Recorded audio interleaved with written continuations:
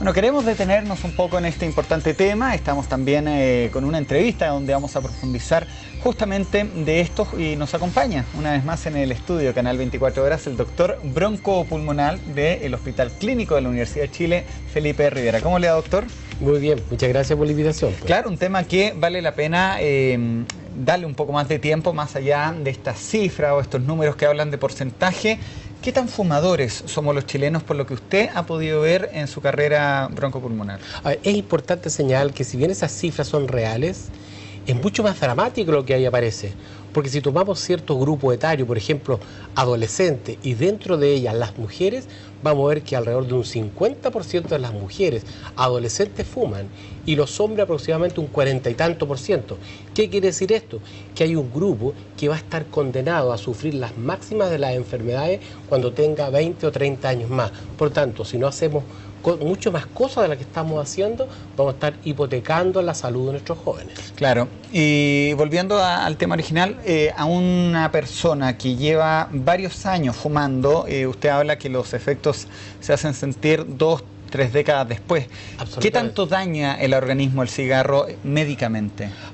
Si uno tuviera que tratar de sacar algún órgano, algún sistema en el cual el cigarrillo no produzca daño, no lo encontraría. Así. Toda vez que mucha gente dice cigarrillo igual cáncer pulmonar. Claro. A mi abuelita, a mi tía no le dio cáncer y fuma 40 años. Pero el cigarrillo mata más frecuentemente por cardiopatía isquémica. Esto es infarto agudo del miocardio. ¿Qué pasa? En el certificado de función no dice muerto por tabaco, muerto por cigarro. Murió de una enfermedad coronaria. Y la enfermedad coronaria, una de sus principales causas, conjuntamente con el colesterol, el sedentarismo, el tabaquismo es uno de sus factores importantes. Cánceres desde la lengua, boca, labios, laringe, tráquea, pulmones, que es la más característica, ¿no es cierto? Pero también vejiga, colon, páncreas, estómago, es decir, todas partes. Inflamaciones, ¿no es cierto? Que traqueitis, bronquitis, pero también hay una serie de fenómenos inflamatorios en que todo el organismo tiene activado un proceso que implica destrucción celular. Es decir, un individuo que fuma, por ejemplo, tiene más riesgo de padecer de complicaciones posoperatorias. Una madre que fuma tiene más riesgo de tener guaguas de menor peso, guaguas con daño crónico pulmonar, con déficit de la función pulmonar. ¿Qué quiere decir esto? Que probablemente las madres fumadoras, si siguen así, nunca vamos a tener un nuevo Chino Río, ¿no es cierto?, un nuevo atleta. ¿Por qué? Porque aparentemente, y eso está demostrado, que los hijos de madres fumadoras por algún tiempo tienen un desarrollo pulmonar menor, y especialmente aquellas que siguen fumando cuando la guagua está al lado. ¿Qué quiere decir esto? Quiere decir entonces que el fumador pasivo tiene tanto riesgo o incluso más riesgo de aquel que está fumando activamente porque está fumando sin querer. Me llama la atención lo que dice usted de las madres que están embarazadas. ¿Qué tanto daño hace el cigarro en el periodo de gestación? Usted lo decía, pero en términos concretos, más allá del desarrollo de los niños, mi pregunta va, ¿hasta cuándo hay que dejar de fumar para una madre embarazada? No hay que fumar nunca. Eso es lo mejor. Lamentablemente todos cuando jóvenes hemos fumado por esta cosa de la moda, de tratar de imitar a nuestros profesores, a muchos médicos, etcétera, etcétera. Pero se ha demostrado que la madre, incluso antes de estar embarazada, pueden producirse alteraciones celulares que pueden coincidir con malformaciones fetales a futuro. Si fuma durante el embarazo, hay que recordar que la guagua se alimenta de una estructura, ¿no es cierto?, que es la placenta. Claro. El cigarrillo, el tabaquismo produce alteración de la forma que alimenta la guagua la placenta, vasoconstricción, los vasos se estrechan y por ahí pasa la sangre, el oxígeno, el alimento. Por lo tanto, las guaguas de las madres fumadoras tienen menor peso al nacer.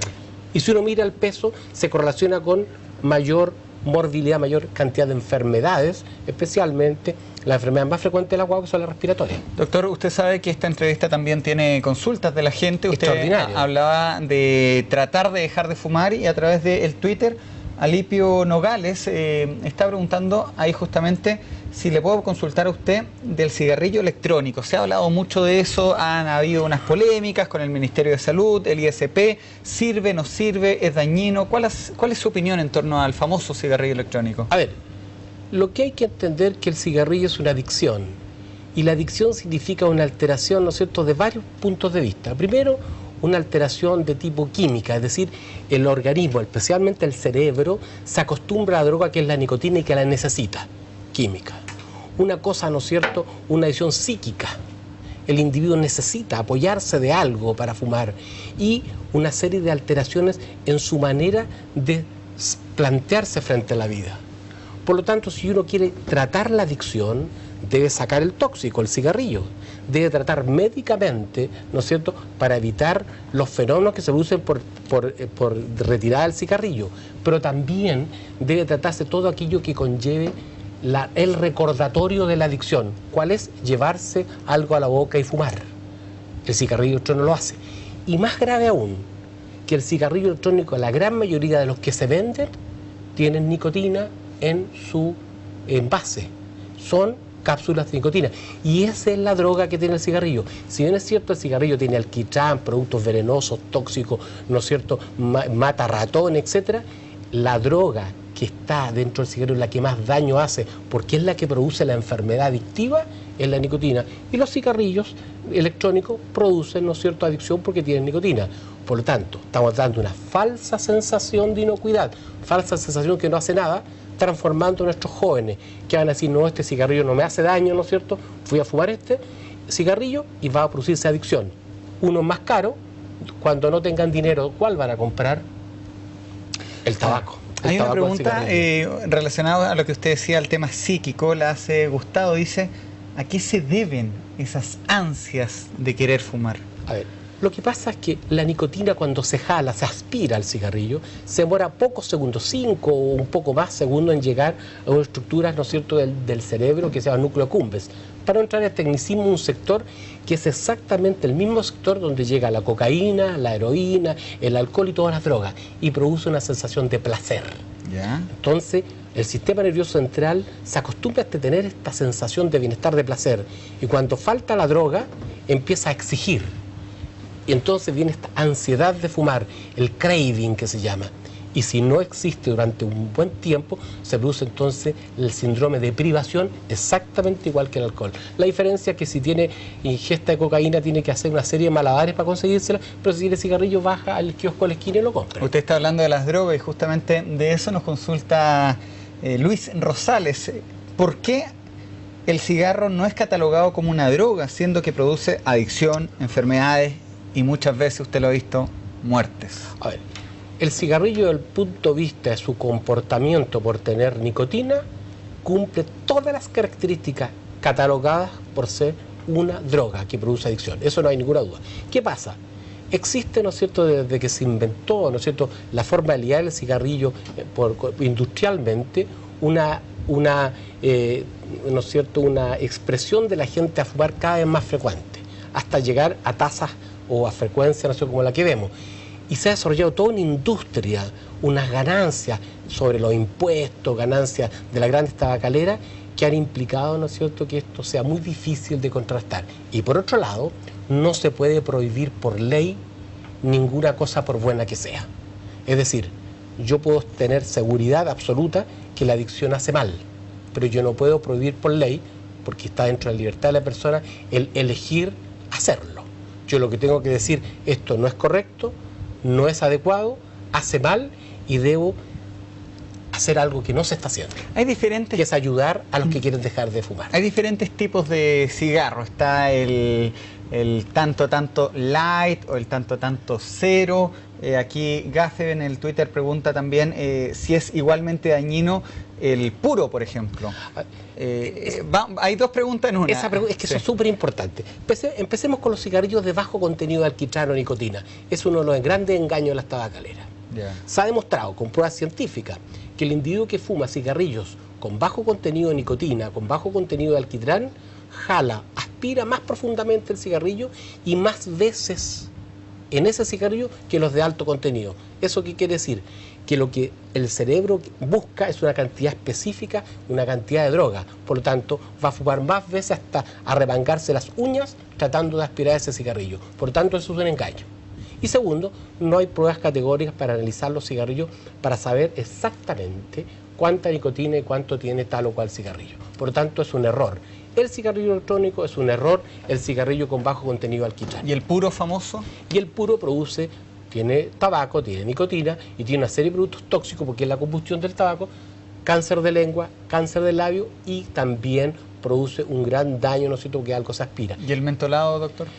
A ver, nosotros en general, y eso también hay pruebas al respecto y hay una tremenda discusión, todo producto que conlleve saborizante, que produzca cierto grado de distracción del verdadero gusto del cigarrillo, especialmente para los niños. Recuerde que en Chile el primer cigarrillo, más de un 10% de los niños a los 8 años ya lo han fumado, a los 8 años. Por lo tanto, si yo le agrego chocolate, mentol o cualquier cosa rica que engañe el sabor del tabaco, voy a estar propiciando la llegada de nuevos adictos. Doctor, los tuiteros vieron que estábamos respondiendo esto en vivo y empezaron a llegar muchas consultas. Vamos con respuestas un poquito más rapiditas porque son varias las que están ahí en espera. ¿El pulmón de un exfumador se puede regenerar? Lo destruido no se regenera. El pulmón de un fumador lleva el pecado para siempre. Lo que pasa es que el resto del pulmón trata de hacer el trabajo del que está malo. Siempre es bueno dejar de fumar. Marian Astudillo dice, estoy en pleno proceso, dejé de fumar, ella tiene un cambio rotundo, dice, se siente liberada. ¿Le pasa eso también a sus pacientes? Absolutamente, o sea, a las 24 horas del individuo que deja de fumar, siente una mayor capacidad de ejercicio, capacidad respiratoria. Pregunta Leo Carreño, si una madre fuma, ¿puede que el hijo nazca con capacidades distintas? Absolutamente. Lo explicaba usted, lo expliqué, física, claro, al principio. Física, desarrollo pulmonar, los hijos madres fumadoras más sinusitis, más otitis media, etcétera, etcétera. Y a ver, Juan Carlos González, esta está muy interesante. Pregunta para el doctor, él dejó de fumar hace 1 año y medio. Juan Carlos pregunta, ¿qué debe hacer para empezar a recuperar la salud de sus pulmones? Ejercicio. ¿Ya? Actividad física, ¿no es cierto? Y recordar que la adicción es una cosa que queda impregnada en el cerebro para siempre, para el resto de los días de su vida, cuidarse. Al igual que un alcohólico, nunca puede colocar un cigarro en su boca y aspirar, porque empieza con 1 y termina, como dice la canción, con 10, con 100, con 1000. Y Osvaldo Villagrán le pregunta, doctor, ¿cuál sería la terapia que usted recomienda para dejar de fumar a sus pacientes? Lo que nosotros llamamos terapia cognitivo-conductual farmacológica. ¿Y eso en español? Existe en estos momentos en Chile 2 medicamentos que sirven para dejar de fumar, pero no es comprarlo en la farmacia. Es acompañado por algún profesional, médico, enfermera, terapeuta, ¿no es cierto?, que se dedica a esto. Medicamento, ayuda, las 5A, las 5R, que es apoyo, asistencia, acompañamiento, etcétera. O sea, no es que el paciente vaya, y digo paciente porque soy un enfermo, vaya a la farmacia, deme un medicamento para dejar de fumar. No es así, no sirve. No sirve. ¿Tiene algo que ver con lo que dice Paola? Ella dice eso puede estar relacionado con las pésimas campañas educativas, por no decir nulas, para prevenir en Chile el consumo del tabaco. Nosotros pensamos que además de la ley debe hacerse conciencia a nivel de pediatría. Los pediatras deben ir con el niñito desde chico, enseñarle a no fumar a los padres y para que los niños le aleguen a sus padres cuando fuman. Y segundo, lo más importante, a la ley le falta algo, que es el apoyo económico a la farmacología para dejar de fumar. No podemos acorralar a los fumadores, ¿no es cierto?, prohibiéndolo, segregándolo, ¿no es cierto?, sin ofrecerle una ayuda, porque todos los tratamientos son relativamente caros. Doctor, nosotros nos conocimos hace una semana atrás cuando Santiago estaba cubierto de humo y dimos recomendaciones justamente que fueron muy útiles para las personas en torno a este humo de los incendios. Sobre eso, sí. Soledad pregunta, ¿qué produce más daño? ¿El aire de Santiago ahora contaminado, o en el invierno, para qué decir, o los cigarrillos en general? Es que en general los fumadores, ¿no es cierto?, aspiran una cantidad enorme de tóxicos, mucho más que el habitual smog que hay en Santiago, excepto los periodos de emergencia, ¿no es cierto?, que gracias a Dios son cortos, pero pensemos en un fumador que fuma 10, 15, 20 cigarrillos al día y está viviendo con una nube de emergencia tóxica todo el día. Y la última, doctor, Antonio Parada Soto le pregunta, ¿al fumar se expone uno a tener riesgos de cáncer de manera permanente? El riesgo de cáncer de un fumador recién empieza a estabilizarse, más o menos parecido al que no ha fumado nunca después de los 12 a 15 años. Y la última, ahora sí que la última, la hace la psicóloga Dualde. Ella ve que en su consulta psicóloga que la nicotina es muchas veces usada como un ansiolítico y que es un síntoma psicológico. ¿Se considera este aspecto? Es que lo que pasa es que los fumadores fuman por varias causas. Hay unos que fuman por por alteración del ánimo, etcétera. Pero eso es buscar una droga para solucionar un problema. Es como los alcohólicos, ¿no sé, que para no tiritar se toman un pencazo, como dicen ellos. No es correcto. Doctor, muchas gracias por acompañarnos nuevamente acá en el canal 24 Horas, aterrizando esta información que damos mucho con números, mucho con estadísticas, pero la realidad, usted como doctor broncopulmonar del Hospital Clínico de la Universidad de Chile, es un tema que lo ve a diario. Todos los días, lamentablemente. Lamentablemente. Muchas gracias. Encantado, pues. Hasta luego. Nos vamos a la pausa, volvemos de inmediato.